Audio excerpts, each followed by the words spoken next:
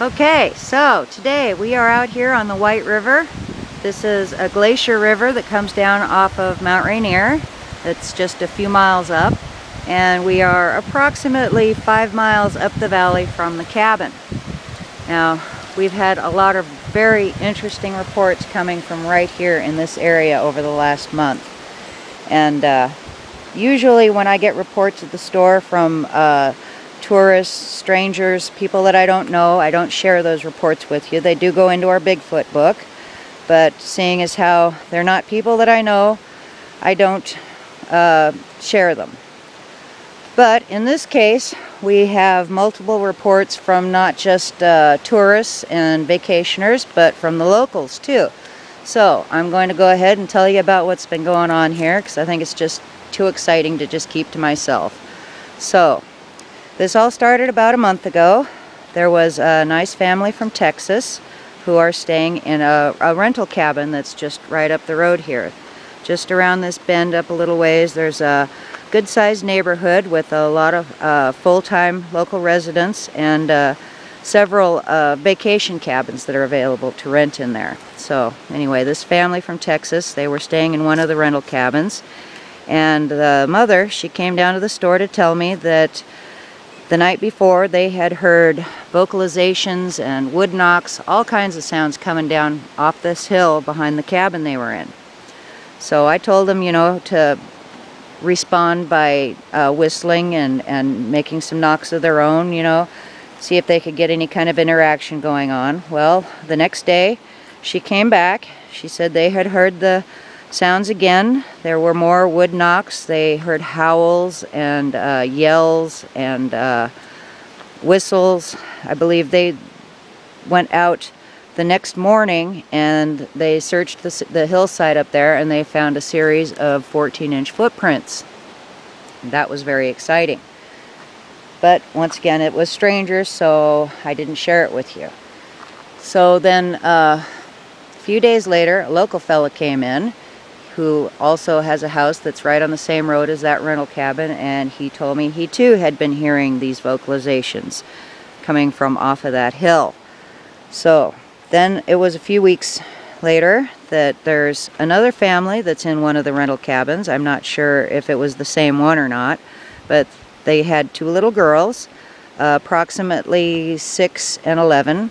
Now, I didn't get to talk to these little girls myself. They came into the store on my days off, and I didn't know about it until after the fact. But they did stop at Wapiti Woolies, and they talked to the people there and told them about what had happened, and they went to the store. And the little girls, they wrote their experience in our Bigfoot book, and I'll share that with you.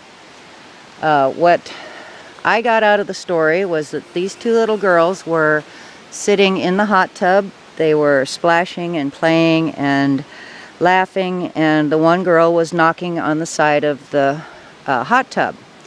Well, the next thing they knew, they looked up, and just across the gravel road from where they were playing in the hot tub, there was something big and black, and it was looking at them from behind a tree. Well, when it saw them looking at him, it jumped and ran.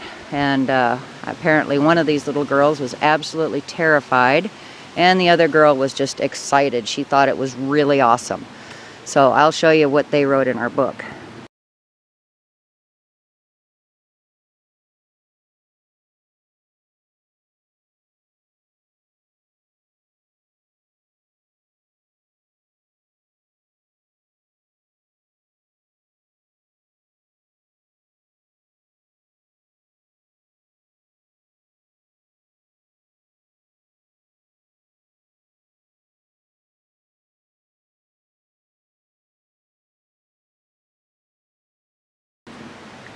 So the next report after that came from a local fella. This was just this Monday. He was on his way to work. He also lives in the neighborhood that's just right up the road here. He's a non-believer, a big-time skeptic. He has no interest in Bigfoot whatsoever. I haven't actually had a chance to have a first-hand interview with him yet because he's in denial. He's really struggling with what he saw. He did stop in the store and he talked to Anna. I didn't get to talk to him, but I did talk with Anna and a couple of the other people that were working that day who were there when he was telling his story. So what happened was he was coming down the road here early in the morning on his way to go to work, and as he approached the bridge, something big, hairy, and black on 2 legs ran across the road right here, right in front of him. And like I said, he's struggling with this. He's trying to convince himself that it was maybe some kind of a mutated bear, or possibly somebody in a suit trying to play a joke on him. He's just really having a hard time accepting that what this was that he saw. So anyway, all that added up together is really cool. But there is one more report to tell you about that wasn't exactly right here on this side of the river. It was approximately a half a mile up the White River on the other side, along the same road where we had our camp out, where the guys from Wassert took Joe Rogan when he was here last year, and not too far from where Sandy had her sighting. So this report is also from people I don't know, and I also didn't get to talk to them. I did hear about it from the people at Wapiti Woolies. They told them the story, and I did hear about it from the store. So apparently this family was camping, and they heard some vocalizations from the forest around their camp, and they were all frightened by the sounds they were hearing and retreated into their tent. So while they were all hiding in their tent, something was rummaging around through their stuff. And apparently they were all too frightened to take a peek out and see what it was. But from what they were hearing, they feel pretty strongly that it was a Bigfoot experience. And considering all the other reports that have come from right here in this area in the last month, I have no reason to doubt them. So anyway, I thought that was all just too exciting to not share with you, and I hope you enjoyed it.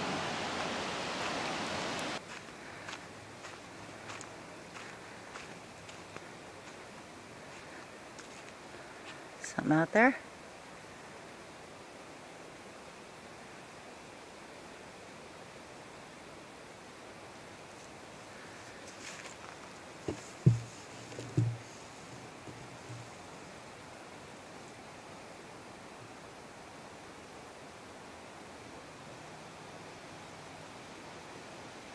What do you see, Gabby?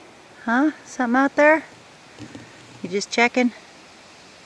It's always good to check, huh? Okay. Okay, we're back here at the gifting area, and I've come out to restock it and see how things are going. And the container that we had left here is gone. This here that I've pointed out when it was cracked and then it was broken, you can see that it is now, the wood in there has been twisted to the point where this now hangs right here like this. So we've got the 2 rocks on the ground. Doesn't look like any of those have been disturbed, but we do have one right over here too. So let's look over here. The harmonica is right there the way I left it.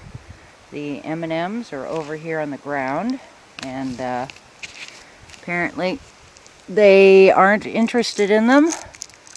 Doesn't look like anything has bothered the jar at all. Might be a few small teeth marks there from small critters, hard to say. Anyway, we're going to put them back up here on the stump. The jar that I left out here that had the granola and the raisins in it has been moved probably 10 feet from the stump, and it is untouched other than being moved. Not seeing any kind of marks in the lid. Well, we've got something a little better for them to have in a jar this week. Maybe that'll get their attention. Granola and raisins might be just a little too boring for them, but we're going to put that right there next to the M&Ms. And the bucket is empty except for the balls. Give you a look in there. So there's no sign of a peanut butter jar here or anything else. So we're going to restock it. Yeah, she needs a chin scratching. There we go. Okay, so we've got it all restocked. Today we are leaving one of these plastic containers. I believe there are 6 small apples in there. We are adding to the M&Ms and the granola. We've moved the harmonica here. The M&Ms are back up here. The jar with the granola and raisins is back up here. And to that we are adding a little more granola with some bacon in there. And here we have a jar of raspberry jam. Sandy's had pretty good luck with the raspberry jam. More than once now we have found the jar, her jars anyway, jars just like this, that were opened. Some of the jam was gone down, the level had dropped down to about there, and the lid was put back on. So we're going to try one here. One of the things I noticed here was this little piece of wood. I'm going to have to look back and see how long this has been sitting here, because it's pretty cool. Ooh, and it's got a hair stuck to it.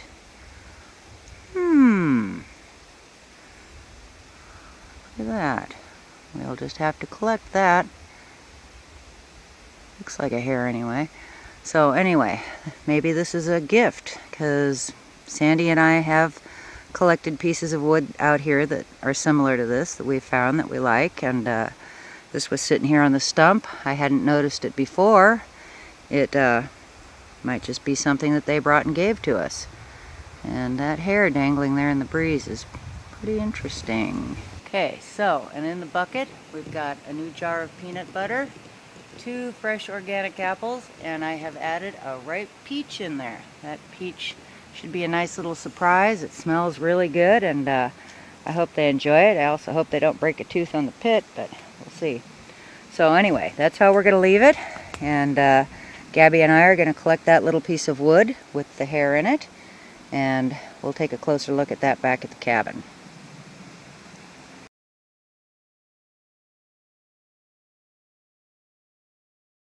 Did you want this? You did? You want that? Wrong way, Gabby. There you go. Okay, so that brings us up to one last report here. My report.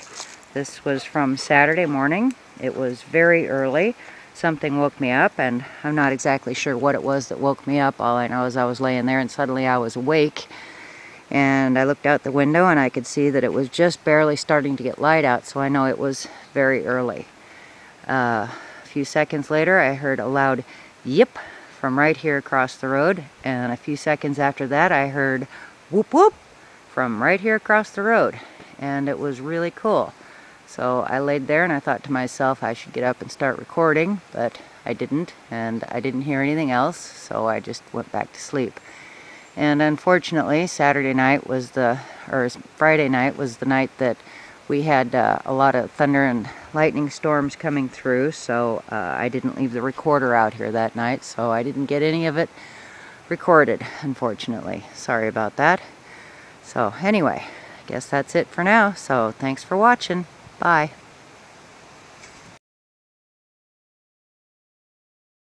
What have you got? Is that yours? Are you going to keep that? You going to take it home with you? Is that your piece of wood? Alright, let's go. Get your wood. Let's go. Come on.